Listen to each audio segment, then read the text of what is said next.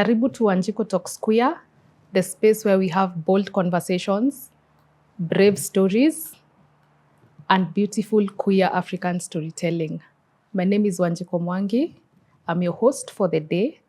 And today we're going to be talking about the impact of conversion practices to the queer persons and the healing journey as well. But we're also here to have fun, relax, and share our experiences. So before we delve any deeper, I'll let our guests for the day introduce themselves. Start with you. I'm Tabitha Wanjiko Muredi from Nakuru. I'm a parent to a queer child. My pronouns are she, her. Glad to have a parent here. The name, Kristen, April Keza. My friends call me Kiki. It's easier. My pronouns are she, her, hers. I am a woman of transgender experience. I think we're going to unpack that as we go, for those who don't know what a transgender person is. I am the current lead at, team leader at Jinsiana Haki. It's an organization that advocates for the rights of transgender, gender non-conforming persons and intersex persons in Kenya.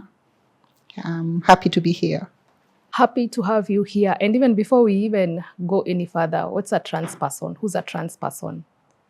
A transgender person, in the most simple definition, is somebody who was assigned a certain gender, a certain sex at birth, but grew up to express themselves in a different gender as was expected by the society. For example, in my case, I was assigned male at birth, and I grew up to know myself to be not a boy.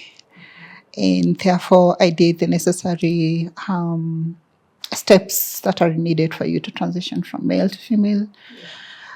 In my case, medical transitioning, which allows me to physically transform and look a certain way.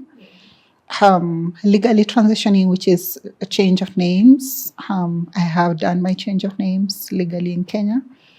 And then social transitioning. I know how hard that is. I'm like, woohoo, we're blowing. It is difficult. It took me 3 years. Took Madness. me a whole 3 years. Yeah. To just change The my name. passport and my ID. Okay. And the last one is social transitioning, which is expression on how I dress and how I'm perceived outwardly, which is a woman. Yeah. Yes. And it's the opposite is true for trans men. And for gender non-conforming persons, I cannot speak to them because it looks different for each individual. Yeah. Thank you for letting us in. I'm sure some of us don't really know the specifics about it. So again, today we're just here to have heartfelt conversations, fun conversations. If you feel like crying, we stop everything and cry. If you feel like we want to laugh, we can also stop everything and laugh. So, but we're also here to just talk about conversion practices, conversion violence, and everything to do with it, and also the healing journey around it. So I'd want to actually also involve Tabitha in this conversation as well, especially as a parent. First of all, I'm so proud of you. You're able to say I'm a parent of a queer child. You might not think it is, but I really think it is courageous. So talk to us about parenthood and your queer child. If you feel free to also share their first name only, you don't even need to share the whole name, but we can also call them Person X for clarity. Hey, the story is, to shorten it.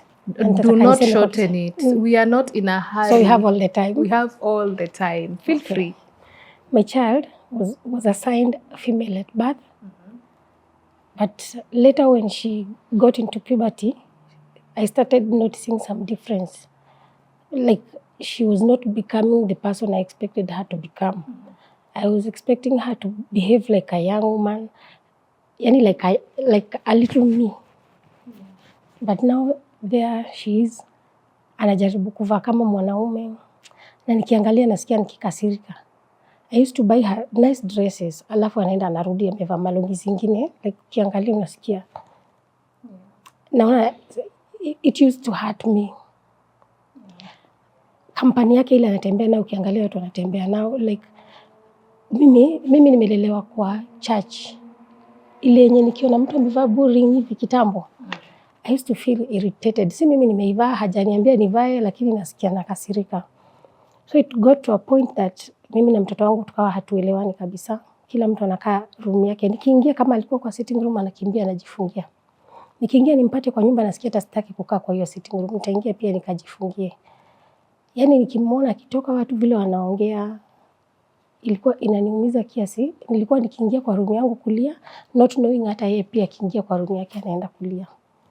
Life became so hard to both of us. Kumu-accept haikuwa rahisi. Ilikuwa vita. To a point nilikuwa nimefika mahali sasa naona nitamfukuza kuliko aendelee kuharibu reputation yangu. Watu wananiongea vibaya. Nikamthreaten kwanza. Akaniambia mama vile niko siwezi badilika ni hivyo tu. Na itabidi umenizoea. Like akiniambia hivyo naona huyu mtoto anataka kuniambia nini? Mimi anataka kunifundisha yenye sijui. Mimi nimezaliwa nikiona wasichana wakikuwa mama, yeye anataka kugeuka kuwa vitu vingine tofauti. So ilifika point sasa hakuna communication kabisa. Ni akiniona tu ananiondokea. Mimi nikimuona namuondokea. Yet we are in the same house. Nikajipata sasa najiisolate pia na watu kwa sababu nikikaa nao naona tu hawa walikuwa wanasema mtoto wangu na wanani blame, wanasema mimi ndio nimelea mtoto vibaya, not knowing that mambo na identity si kitu unaweza amka leo useme mimi nataka kukua. You are born that way. Hakuna kitu unaweza fanya kuchange. It took me time to understand. Nikiwa kwa hiyo hali ya kuwa stressed ndio nilikutana na mama fulani. Akanipea namba ya madam anaitwa Eve, anakuaga Nakuru, ana support queer children. Sijui kama unamjua Eve. Namjua, shout out Eve. Yes, Eve akani connect na watu wanaitwa kina George, kina Peter. At first I remember kuingia kwa meeting ya kina Peter niliona kama nimeingia kwa shetani. Kwa sababu the things they were saying na vile walikuwa wana like unaona mtu amekubali, how do I put it? Amekubali mashida zake na akakubali evils zake. So you're in a place where people have accepted evil sasa. Yeah. Na they are trying to tell me I accept my child the way she is. Na kwangu mimi naona haiwezekani kabisa kwa sababu as an African child mwenye amelelewa kwa church sikuwa naona vile itawezekana. I remember ilikuwa ni George akanipatia mtihani, alisimamisha mwanaume mmoja alituita we were 2 women and 1 gentleman. Akaniuliza nikuulize mama, I don't want to mention the name of my child. Yeah, and in case you even do it accidentally tutatoa. Okay, because aliniambia sitaki. So George akaniuliza what if this woman kisses you, how will you feel? Nilimwambia kwanza ile kofi nitamwekelea. Kila mtu kwanza akapasua kicheko. Na it's true, that's how I feel. Mimi mwanamke hawezi kuniguza ati ina maana that anataka ku have an intimate relationship na mimi. So nilifeel irritated tu na hiyo swali. Akarudi akaniuliza how about huyu mwanaume akikukiss ama akikuhug utafeel aje? Nikamwambia that one is okay. Nani alikufundisha wewe ama nani alikwambia you're not supposed to have an intimate relationship na someone of your gender, or someone of the same gender with you? Nikamwambia hakuna, it came naturally. Nikikuwa mkubwa I felt na kuwa attracted kwa the opposite gender. Akaniambia now you have to understand that what is happening with your child is the same thing that was happening with you wakati ukikua. Hakuna mtu amemfundisha. At first once I thought it's a stage itaisha. Nikafikiria maybe ni influence shule. Nikambadilisha shule, no change. Nikamkalisha chini tukaongea, hakuna change. Na unajua ile kuongea mzazi Mwafrika, si ati mna negotiate, nisitaki. Kama si hivyo utahama, but bado no change. Yeah. So nikaanza kuunderstand. Actually George alifanya kibarua. Hapo ndio nilijua ile gender breed person, nika understand identity, attraction, sexuality, nikaelewa what is happening with my child, si kitu amejiekelea na si kitu inaenda iko. So I have to choose between kukaa na mtoto wangu akiwa vile yako ni mu-accept ama tuendelee kukaa hivyo kwa hiyo relationship yenye ilikuwa inaniumiza na inamuumiza yeye pia. But before tufike hapo kuna mahali nimeruka. Ilifika point before nifike kwa Eve. Nikakuwa sasa, unajua desperation inafanyanga mtu unakuwa vulnerable. A friend akaniambia anipeleke mahali kwa maombi. Tukaenda kwa maombi. Lakini maombi yenyewe ilikuwa kwa church, ni kwa nyumba ya mtu. Yeye akaingia kwanza akamaliziwa akatoka na tulienda na mishumaa. Mimi time yangu ya kuingia ilipofika akanipea pia mishumaa nikaingia, na hizi ni vitu sijaifanya. Sijai mishumaa ni candles. Candles za yellow, za red. So nikaingia kadhaa. Kama zimeashwa ama kama zimezimwa. Sasa ukiingia ule mama anakuombea ndiye ataziwakisha, alafu anaziweka hapo chini, unaketi hapa kwa miguu yake. Ako hapa sasa anaanza kukuambia habari zako. Akaniambia vitu nyingi nikitoka hapo, alafu akaniambia niende nichote mchanga ya kwangu, nichote na maji nimletee. Aliniambia unaona mchanga ya asubuhi mapema hapo kwako nje uende uchote na maji ulete. Nikitoka nikajiuliza hizi ni vitu. Sasa unajua niko desperate kabisa, nataka mtoto abadilike na nimeambiwa atabadilika. Nikakaa nikajiuliza, nikakumbuka my dad had warned us usiwahi enda kuombewa na mtu na msiwahi ingia nyumba za waganga. Sasa akili kaniambia ile ni nyumba ya mganga, so I didn't go back there. I decided sasa nitaenda kwa a local church ilikuwa hapo karibu. Nikaenda. Sasa kumbuka mpaka mahali naishi nafukuzwa. Kwa nini? Kwa sababu mtoto wangu akikuja na marafiki zake, watu wakiwaangalia vile wanakaa wanasema wata influence watoto wao. So hakuna mtu ananitaka. Nikaenda church. Desperation. Nikaambia pastor shida zangu. Namwambia nikifikiria atanisaidia. Akaniambia kuja na huyo mtoto. Huyu mtoto ako possessed, ako na mapepo. Nikaamini.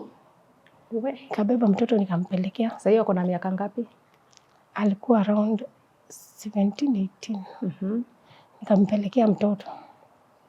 Akamwombea, akasema anafanya deliverance, akaomba ile mpaka tunajua zile action. Maombi ni kama exorcism. Sasa mtoto anaombewa? Okay. Tunaombewa na yeye wote. Akisema tuko na mapepo, anafukuza mapepo, anakemea. Tukarudi home. Tukakaa. Time inasonga, mtoto abadiliki. Pastor naye kwa shanza kusema vile aliombea mtoto wa mama fulani alikuwa na mapepo na mapepo zilitoka. So like sasa kila mtu hata watoto wale walikuwa hiyo area wanajua mtoto anakuaga na mapepo. But si zilitoka according to pastor. But kwangu mimi sikuona change. Okay. So ni kama ile pepo alisema iko bado hii. Ikafika mahali sasa hakuna hata mtu anataka kuniongelesha juu nyumba yangu mtoto wangu ameingia Illuminati. Tuko na mapepo. Wacha tukunywe maji kwanza sisi juu sisi. Sasa I thank God naweza ongea. Ilikuwa ni story siwezi share because it was sad. Kila mtu anakutenga. Kipita hivi watu wanakuongea wanasema umeraise watoto vibaya, mwingine anasema mtoto wako aliingishwa kwa Illuminati, ataingisha watoto wako Illuminati, vitu kama hizo. Sasa which year is this? 20? Around ilikuwa 2022 ama 2023 hapo. Okay. So nikakutana na Eve. Akaniunganisha na kina George. Akanisema walinisaidia juu sasa hapo ndio ilifika nikaona the more naenda nikishare shida yangu na watu hawanisaidii, wananiongea wanaendelea kucause damage kwa ile damage already iko. Ilifika mahali hata nikaingilia sasa pombe, ulevi. Kila wakati niko tu mlevi kwa sababu sasa washasema sisi ni wabaya, tukue tu wabaya. Alafu naona sina mtu naweza trust hata kuambia kitu kuhusu mtoto wangu kwa sababu ukiwaambia they use it against you. True. Let me take you back. Married or not? Sasa zile ulikuwa na go through all this. Were you married? What is the husband saying? I'm very lucky kwa sababu hakuagi karibu. Na hata wakati yako kuna vitu hajai kubali kuentertain. Ati watu wanasema walisema. Hiyo hajai kubali. Na mtoto? Sasa mtoto, mimi na mtoto ndio tulikuwa tunasafa. Si unajua tu wanawake. Mzee atakosa kusikia mshene. Juu akiingia ameingia ama akitoka ametoka, lakini utasalimia mama fulani akwambia hata nani alikuwa anasema. But na yeye mzee hana shida venye mtoto anakaa? Hapana. Okay. So ilifika mahali nikaona sasa lazima nichague kukaa na mtoto wangu vizuri ama nipoteze mtoto wangu, watu waendelee kuongea. Ilibidi nimereconcile na mtoto, na nikafika mahali nikakuwa na feel very sorry kwa sababu alikuwa anapigwa huko nje na mimi nakuja nampiga kwa nyumba. Na kunaona mtoto anabaki sasa hana pahali pa kukimbilia. Right now naweza sema mimi ni safe space yake.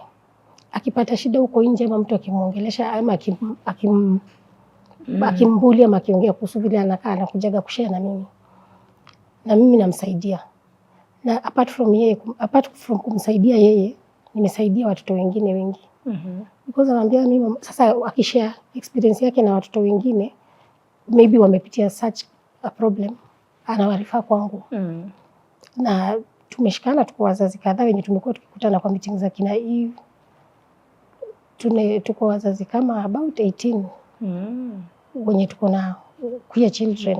Ni wengi. Na huwa tuna meet kupeana psychosocial support. That's interesting. I can say tukiwa pamoja wengi, at least tunakuwa hata unajua hauko peke yako. Yeah.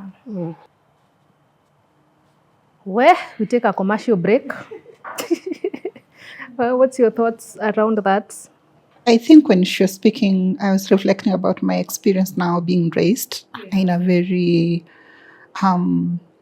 culturally, I think, focused space.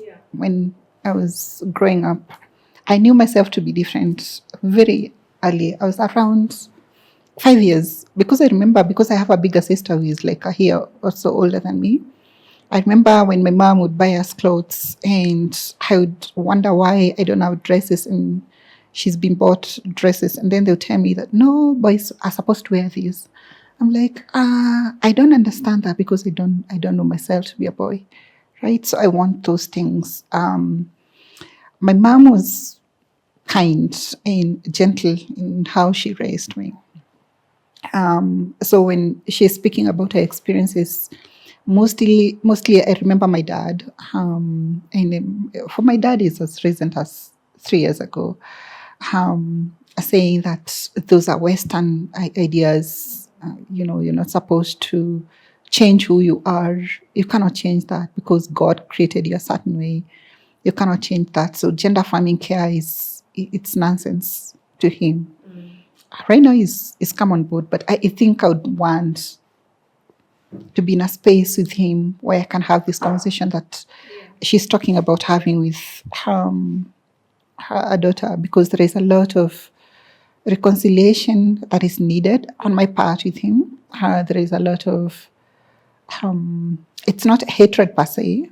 It's just, I can't relate to him yet. We are in a space where we can talk. And recently told me, if that is what you chose, as long as you're happy and you're safe, it's okay with that. But we've not gotten to a point where we now sit down and talk about, okay, what does that really mean, right? Because I have siblings, I have nephews, I have nieces, what does that really mean? So when she was speaking, I could relate to that, and I could feel how her being a parent who is accepting to a child, it plays a really vital role in even the well-being of that child, knowing that she has a space, a place to go. She has a home with her mom, wherever they are. She can go and tell her that this is what I'm going through and this is what I'm experiencing. Because if this was a choice, I don't think I would choose to be a transgender person. I love being it right now, because I've gotten to a point where there is a lot of acceptance coming from counseling that has been done, but also associating with the community. You find acceptance, and that stigma and shame that you experienced growing up being told that you're wrong goes down. And those are some of the issues that come up when you're queer, and these practices are being forced on you to conform, to be different. I'm interested in also understanding which sort of practices were forced on you specifically, and also the psychological effects that you ended up having. Specifically for me, when I went to high school, I was sent into an all-boys school. I begged my dad not to take me there, but he was like, if you want to continue studying, you have to go there, or else you just come home and, go, do vibarua. I'm not going to educate you. So I didn't have a choice. I had to go to that school. And being an extremely feminine person in such a school, and it's back in those days when, students, especially Form 3s and Form 4s, were men. They're not boys. The old days was there. Yeah. In wakicheza football, you could not even believe they even are. teachers are not messing with them. Yeah. So being thrown in such a space where you're extremely feminine, and at that time, because we didn't have the language for transgender, for example, so they thought this was a feminine gay boy, right? And so there was a lot of trying to straighten me out, to make me more, boy-like, and to stop this behavior, which was how I expressed myself. Yeah, and how was a that feminine done? person? It was through a lot of physical violence, very, very many sexual assaults, which I reported even to my dad, and he was like, "Kauko," because to him it was like, okay, if you go through this, then you're going to become a better boy. So according to they're him, making you a boy now, because you're softer, So being assaulted by boys sexually was, it doesn't make sense, but yeah, to him it was like, yeah, if this is done enough, you'll not want to be feminine, right? So there was a lot of that, but also physical violence. Culturally, where I come from, there is something that's done to boys of a certain age. You have to conform to a certain way, otherwise your peers are entrusted with making you conform. Right? So, yeah. Yeah. So what are these ways? Like, is it circumcision and going in the forest for a No, week? no. Is it those ones? I'm talking about beating. That are beating, so that you become something, you conform and become like them. Right? And this is also done to the rest of the men. I'm so sorry. I'm just trying to understand the perspective. This is only done to those people who do not conform. Yeah. It's a culture thing. So even when it comes to administration, they, like the chief, they don't bother if that's main work. They're straightening that one out. So they don't bother. So you don't even have that agency when it comes to the administration to report such an issue. So you're left by yourself for the most part. So that is some of the things that were done to me when it comes to the physical aspect of things. But psychologically, there is that always subtle thing when you're told you should dress a certain way, you should walk a certain way, you should not have your hair looking a certain way, right? And this comes from parents, relatives, comes from workmates.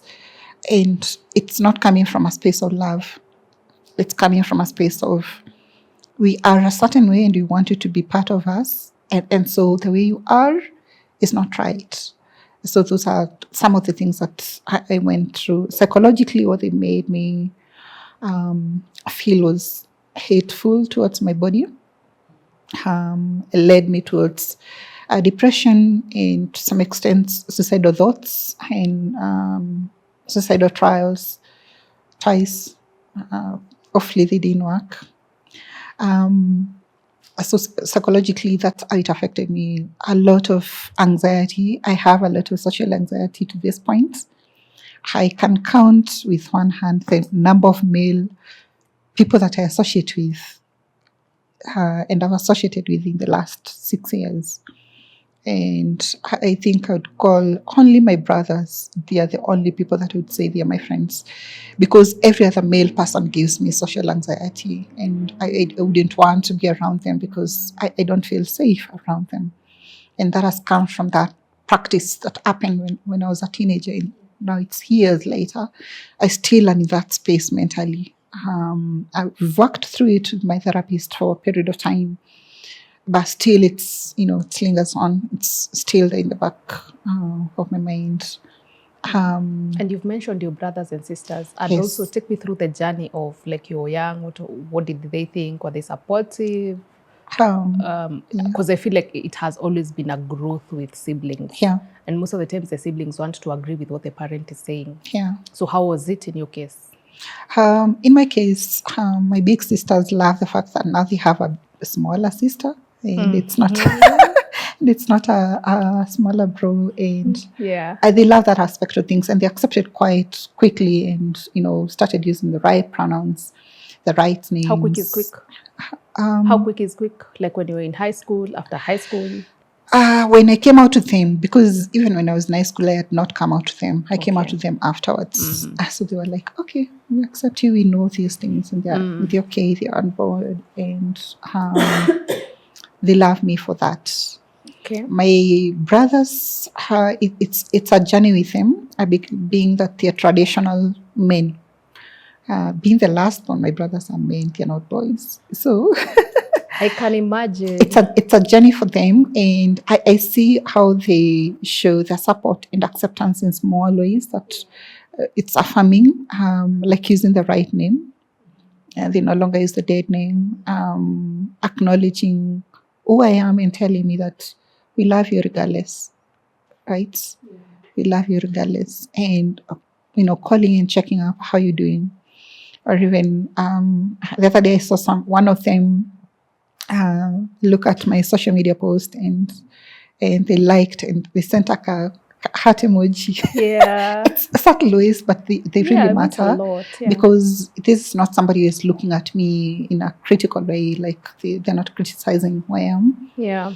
Because at the core of things,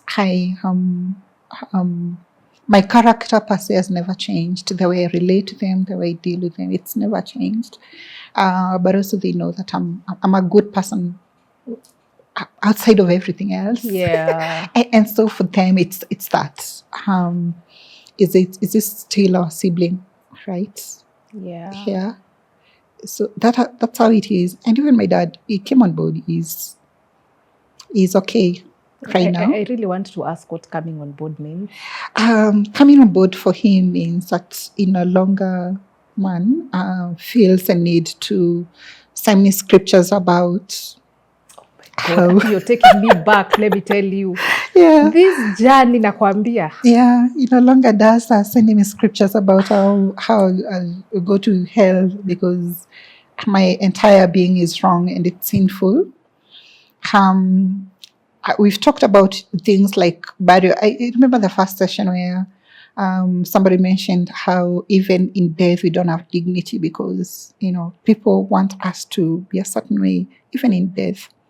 So there is a time I was having a conversation with him about if I die, which is not soon, I hope. If I die, I don't want to be buried as the person that he knew. And he was asking me, what are the names? I told him these are the names. He already knows about the names because I sent him money and he can see through the M-Pesa.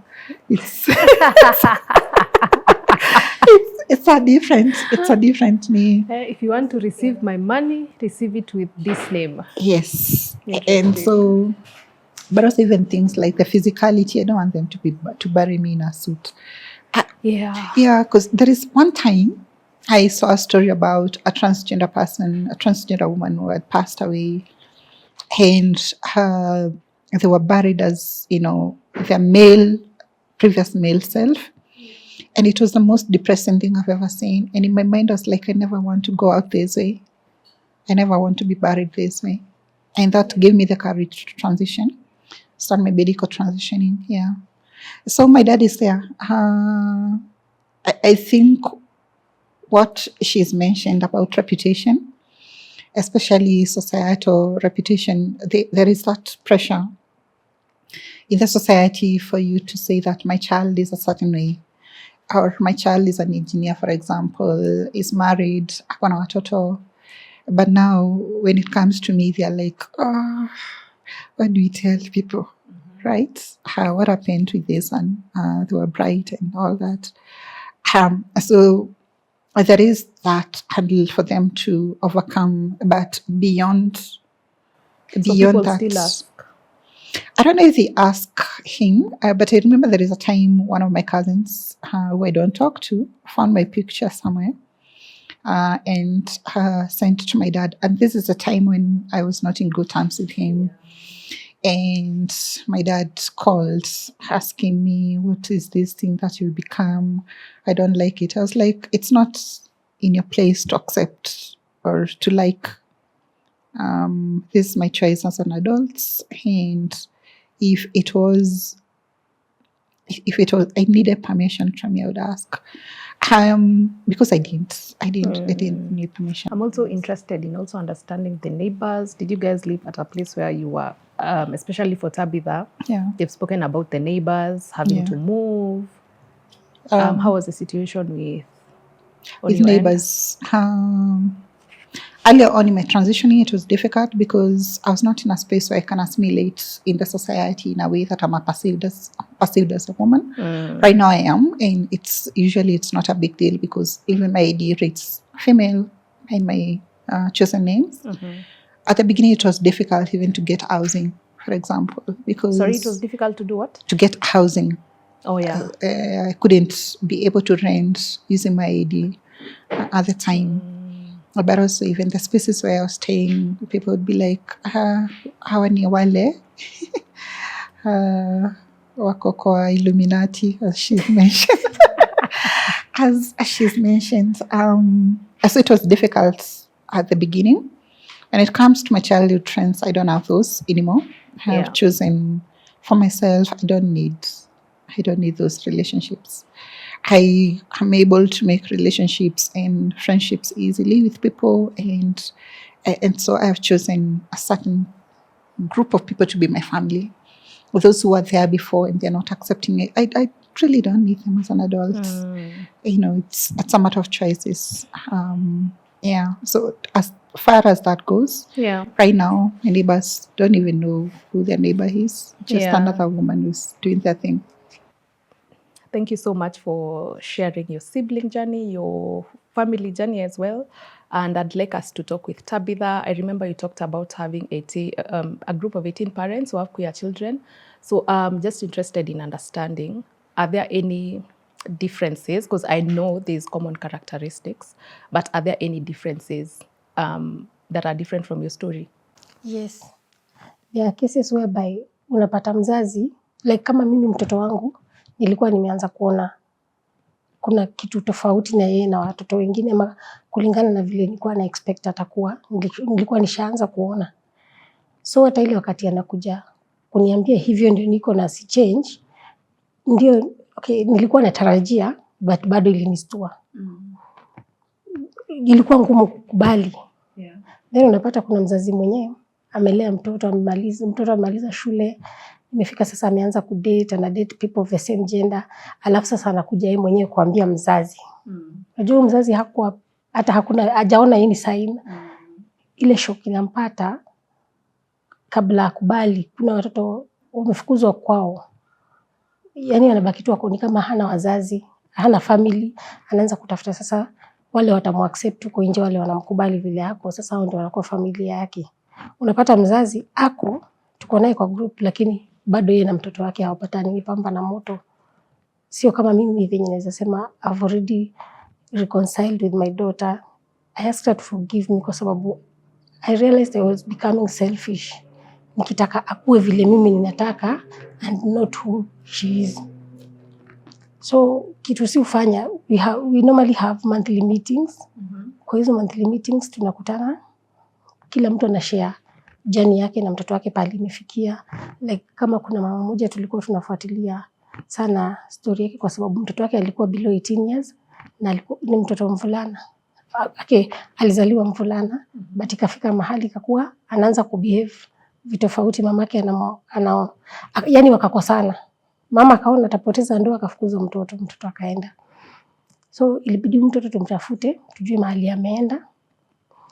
Lakini aunti yake akamkubali, akamchukua akakaa naye. So wanaishi separate na mama yake mpaka leo. Na bado mamake ni kama pole anaenda akikubali juu anaona wengine, lakini bado ako na hiyo kukataa.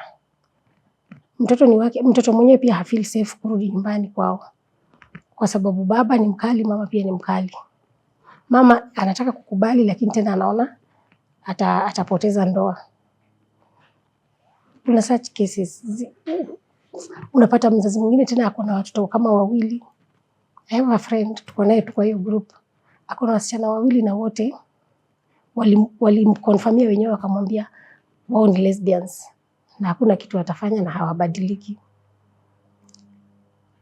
Na unakuta baada ya kutembea nao wazazi, baada ya kuja kwa mikutano kama hiyo, akikaa na wazazi wengine na understand kwa nini mtoto, unajua kutojua ndio ufanya, ilikuwa hauna information. Like kama mimi wakati hiyo nilikuwa mkali sana kwa mtoto wangu, I realized ni vile sikuwa na understand anything about attraction, sexuality, identity, vitu kama hizo sikuwa najua.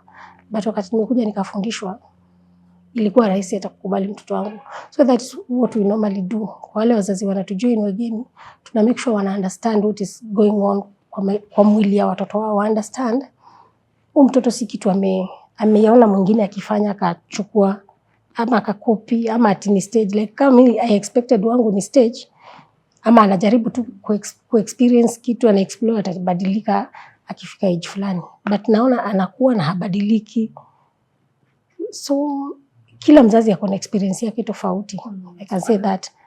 Na kitu yenye naweza sema, kujaribu kubadilisha mtoto inaleta harm, maybe hata permanent kwa maisha ya mtoto. I've had my friend here say, saizi ni ngumu kwake kusocialize. That's a damage ili happen huko nyuma, kwa sababu hiyo kupigwa akijaribu kubadilishwa, kufusiwa kuwa kitu yenye hayuko, yani wanajaribu kumfanya akue kitu yenye sio. Unaona, inakuja inaleta madhara mengine baadaye yenye unapata sometimes hata kuhili na kwa ngumu. So mimi kenye naweza advise wazazi, guide your children, lakini don't try to change them. Hiyo ni kazi ya Mungu, achia Mungu afanye vile anataka na mtoto. Yeye ndiye alijua kwa nini alimuumba hivyo alimuumba. So kuna practices zenye umesikia nao wazazi wenye mko nao in the same group zenye wamejaribu before na tujaguzilia hapa ama tumeongelelea? Where I come from, kuna vitu zingine sisi have to believe, ama my interactions na watu kutoka pande za Western na Nyanza, wao believe sana kwenda kutengeneza dawa nyumbani, dawa za kienyeji. I've had some share stories vile walienda nyumbani kwenda kufanya hizo tamaduni. Sijui ni wanafanyaga actually, sijai jaribu kuulizia, lakini nasikia tulimpeleka nyumbani kwenda kutafuta dawa ya kienyeji. Unapata mtoto anafosiwa kukunywa maybe hizo dawa abadilike, but bado unakuta ha-change. Haya, kuna wenye wanaweka watoto vikao, unakuta ameitiwa family members, mtoto anasomewa na huyu, anasomewa na huyu, anachapwa, vitu kama hizo. Na still hawa-change. Okay. What I can say, hiyo conversion therapy. It doesn't correct work. Yourself, sister. Correct. Hapa tuiti therapy. Because that's not therapeutic. That's a conversion abuse. Wacha hata tuite tu conversion practice. No, don't be sorry. Okay. Yeah. We learn every day. Yeah, absolutely. Yes. I'm interested in also hearing how your healing journey has been. Mpaka penye umefika sahi. And it doesn't even have to be your own experiences. It can also be the experiences of your trans friends. Personally, for me, I got introduced to the community through a support group. And that support group brought together transgender persons, and the goal was for us to share our experiences. And that was the first time I got into the community, and that was the first time I met other trans people. And what it did for me, first of all, it's affirming to be around other people who've gone through the same experience as you. So there is something called collective healing, where you find that when you see somebody else's experience who's gone through the same thing as you, it gives you hope, right? It affirms your identities. This is not something that is wrong, because we are used to being told it's wrong, it's unnatural. So when you see other people who've gone through the same experiences, it affirms your identity, first of all, but also gives you a sense of community, knowing that you're not struggling with this alone, right? So I could ask, I could ask those people who've gone through this before me how their experiences were, what resources are out there for them to be able to do the transitioning.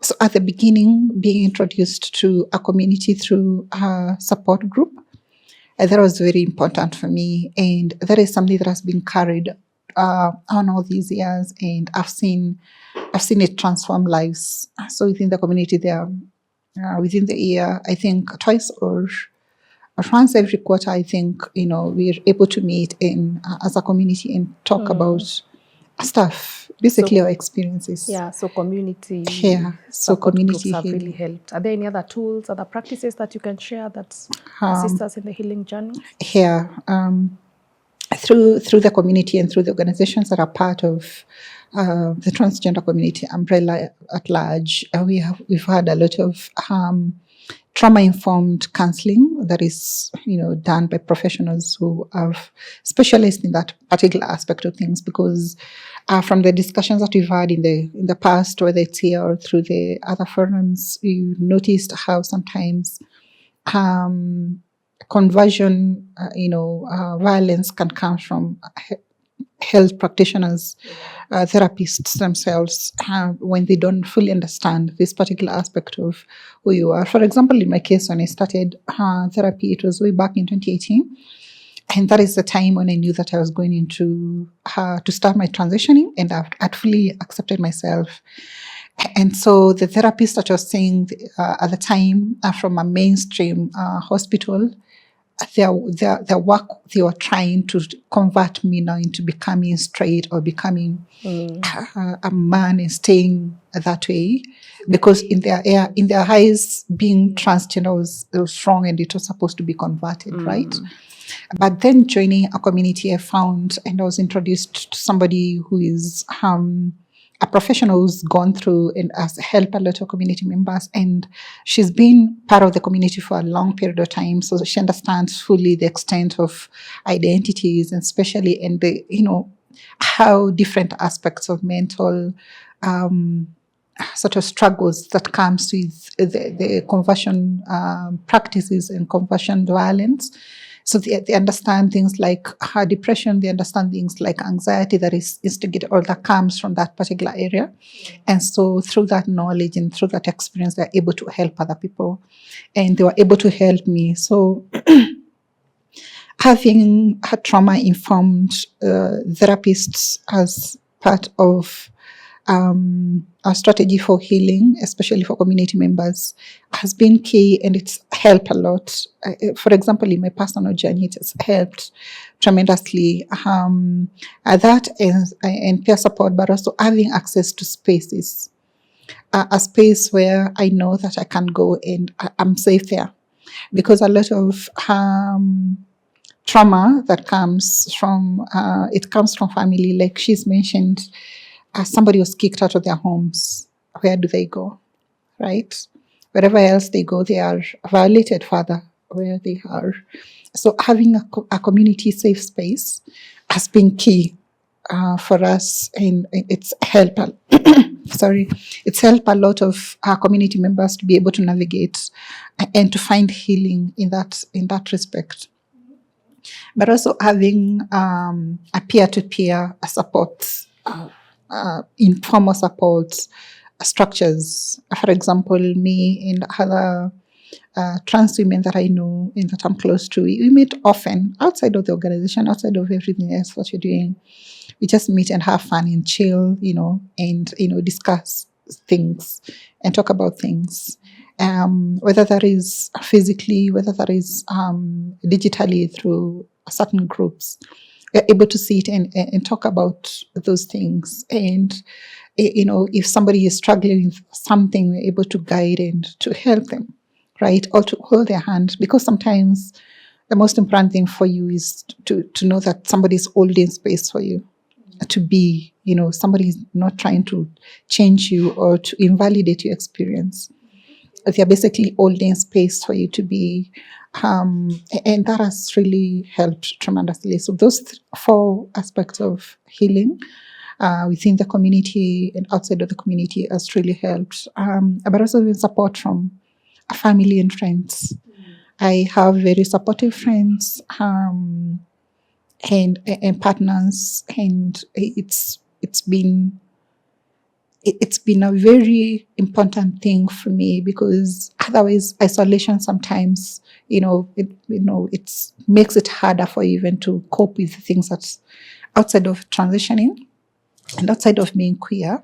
When you're isolated, those things can become more intense.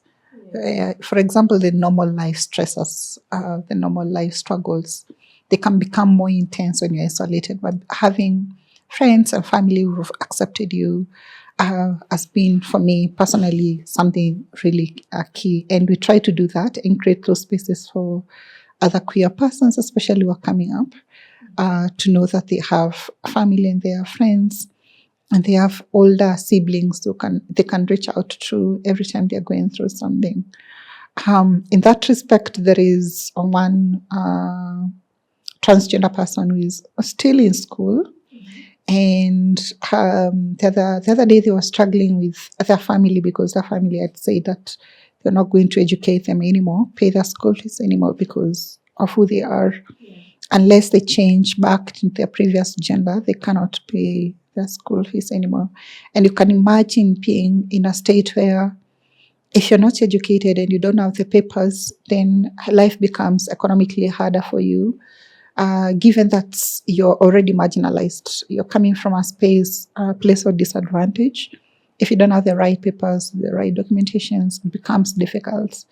And so being able to work with that person, but also reaching out to their parents and helping, guiding them, like she's mentioned, they have a group of parents, has helped in a way that, this person is still going to continue with school. And their mental state right now is in a very good place, the last time I spoke to them. Thank you for sharing that. I've had a lot of tips. The fact that you're also very specific with the kind of therapists that you're advocating for. It's not just any therapist or counselor. It has to be someone who understands this community. But it seems like community and peer support is like the main one, It's even key. before going to these other ones. And sometimes even you don't need finances to have community, peer-to-peer support. You just need a lot of, as they say, for you to be in a village, you need to be a villager. So as well as a queer person, you need a lot of initiative from your side. I'd want you guys to share a reflection that you would want our listeners to have. And I'll start with you, Tabitha. What are some of the reflections that you think you've not talked about to the parents? Maoni yako ya mwisho yenye unaweza ambia wazazi wa queer children, family, cousins. Si tuko na watu wanakula nyama ya nguruwe na kuna mtu akuli. Now that kama wewe ukuli kuku, usione mimi nakula kuku uanze kunijudge, ama useme lazima uache kukula kuku uanze unaua kuku bure jamani. Unaona? Usisumbuke na kenye mwingine anafanya, bora haikudhuru.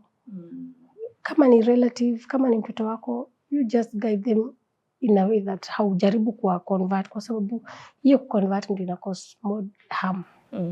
Okay, message yenye utaambia a queer child who mwenye ako na wazazi wenye wako very against it. Kuna kitu inaitwa identity na tabia. Identity ni wewe mwenyewe, alafu sasa kuna tabia nyingine, because hapo kwenye unasikia tunakutanaga na wazazi, kuna mzazi atasema mtoto wake amemsumbua na amechoka naye, na ukisikiza unaona hata shida ya mzazi si identity. Hata kama mimi ni heterosexual, siwezi enda nikimisbehave kwa barabara na my partner, mtu akuwe na discipline. Sasa in short tunasema nini, tuache PDA? Just for confirmation. Okay. Be specific. Hapa hatutaki kuacha watu wakijiuliza maswali. Anielewe vibaya. But kwa hao watoto kuna wengine hata tumeitwa kwenda kuwachukua police station. Polisi wamewapata mahali na vitu wanafanya ni vitu si poa. Polisi hajamshika juu ya identity yake, amemshika juu ile tabia anafanya, tabia mbaya. Kuna hata sheria zinaitwa unnatural. Lakini pia tena siwezi enda ku have sex pale nje. Of course. Oh my God. Jamani, can you stop embarrassing us kama wewe jamani? Tukue tuna nimekuelewa tukue sasa. tuna decorum na tabia, tujibebe vizuri, hata kama identity yetu ni tata ama haieleweki, tujibebe vizuri kwa society na pia kwa wazazi, tubakie respectful. Na kama kitu naambia watoto queer, ukiona environment yenye huko haikuallow come out, safety yako ina come first. Don't come out kama penye. Usiende ukijionyesha ama ukisema wewe ni nani pahali penye unajua haukubaliki na unaweza weka maisha yako kwa hatari. Huku nje watu wako na njia nyingi za kujaribu kuconvert watu by force. Niko na kijana mwingine ako around 24 years. Like every month lazima report violence kwangu. Anachapa tu kila saa. Ukifuata sana, yeye anataka like yeye amejikubali sawa, lakini watu karibu naye hawajamkubali. Si kila mtu atamkubali vile yako. Sisemi ajifiche ama ajaribu kuact ni kama ajaribu kukua straight afurahishe watu, no, but pia respect watu wako karibu na wewe na ujiheshimu pia. Tukuya people. You earn respect. Huwezi ukataka watu wa kurespect na wewe mwenyewe hujajirespect. Na identity hakuna mahali inaingiliana na discipline. Discipline tabia mtu mwenyewe vile ameamua kukaa, na identity ni vile Mungu amekuumba. Very interesting reflection. Hata kama nimekaa hapa tu na reflect. Najiita kama mkutano. Najiuliza kama mimi pia. Juu unajua unaweza jipataka uko tu. Nimekuelewa, hata usiover explain. Juu sasa hata baby tunaweza lose plot. Tunaweza anzia episode. Do you feel the same? Na tunaweza anzia episode nyingine hapa juu tutaanza kuuliza sasa nitajificha wapi, and already I'm very effeminate. It is not my likelihood of people figuring out I'm gay. But the shock on my face when I meet someone and they can tell I'm gay, I'm always shocked. But then again I tell my friends, they're like, what do you mean you're shocked? Yeah. I'm like, yeah. How did they know? How did they know? Na mimi ni mtu wa kawaida kwa hii society. So I get what you mean, but sometimes you just can't help it. You know. Anyway, tunaenda kwa reflections. Tulikuwa kwa reflection. Wewe utatupeleka episode nyingine. Guys, keep listening. Ni kama Tabitha atakuja tena kwa hii episode yetu. Part 2. Yeah. Then what's your reflection? My reflections are to the queer persons and to the persons who are coming up and who are getting to a space where they're knowing themselves. There is nothing wrong with you. You are who you are, and that is okay. Find community. There is something called collective pride. When you are part of a community, they help you, one by affirming you, but also by helping you fully understand that there's nothing wrong with you. There's no shame about being who you are. But also there's something that she's mentioned that is very key. Your security and your safety comes first. So don't succumb to pressure to be a certain way. I know we've been talking about this whole time. But if in a space where you know that you're likely to risk your life, whether it's a club, whether it's a neighborhood, please find a way of staying safe. As much as you need to express yourself a certain way, safety comes first. And it's very important for you to be safe, because if you're not here tomorrow, we're not going to have a community. So take care of yourself, and then everything else will come later. And there is nothing wrong with you. You are loved. You are accepted by the right people. Find them. And you'll find a community, and you'll find, joy and peace in your existence as a queer person. Thank you. Very reflective. I really hope that you guys have gotten something from it. Feel free to share your opinions, ask any questions that you feel like. Yeah, reach out in case you need any help. But I think one of the things that I can emphasize and overemphasize is the fact that queer people are not broken, and queer people do not need to be changed. So, and they are not sick to top it up, because, conversion practices can go all the way to medicinal, and however that looks like. So if you're definitely listening to this and you've been through a conversion practice, I'd want you to know that you're not alone. And if you're a parent, you definitely need to choose love, and you need to choose it always. So for today, that's going to be it. Feel free to listen to our episodes on other topics as well. I have been your host, Wanjiko, and this is Wanjiko Talks Queer. Bye-bye.